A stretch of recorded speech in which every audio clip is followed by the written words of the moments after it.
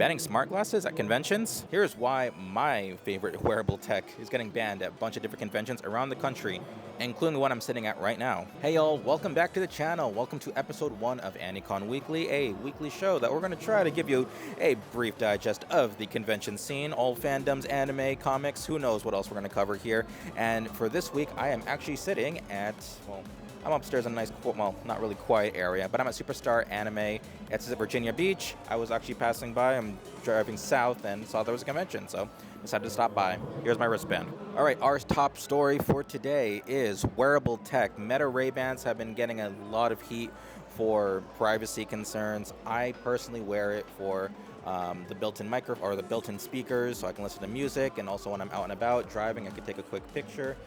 There is an indicator light that tells people that you are recording, but there have been people who have drilled it out or managed to bypass the indicator light, and so I get it. There are a lot of malicious users out there. Personally, as a content creator, being able to go around and take a nice first-person view shot of walking through the doors of a convention center is really awesome.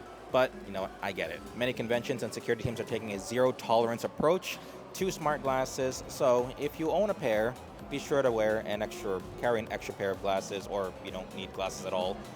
Just keep this at home. Looking ahead at the upcoming weekend, the next convention that is on most people's radar is AnimeNYC. I am not sure if I'm attending this year, but we'll see. There are a couple other conventions coming up this weekend, including Colossal Con in Round Rock, Texas. There's Kameha Con in San Antonio. Planet Anime Kansas City is also going to be held next weekend. And there's a couple more. I'll probably drop a couple more in the video description if you're interested in seeing that. And here's your con survival tip for the week.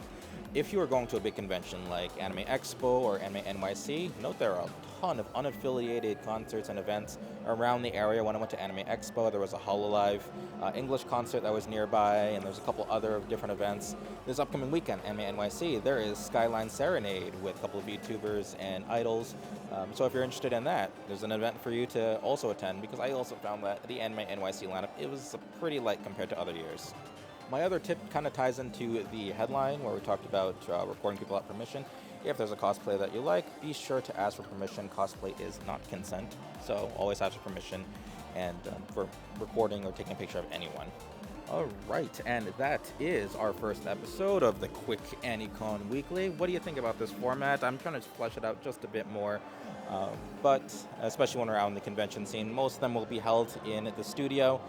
So it's a bit harder to get everything lined up and everything.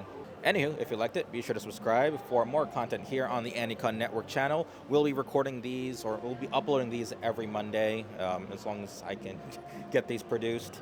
So if I don't see you at the next convention, stay safe, respect your cosplayers, and I'll see you on the next episode next Monday.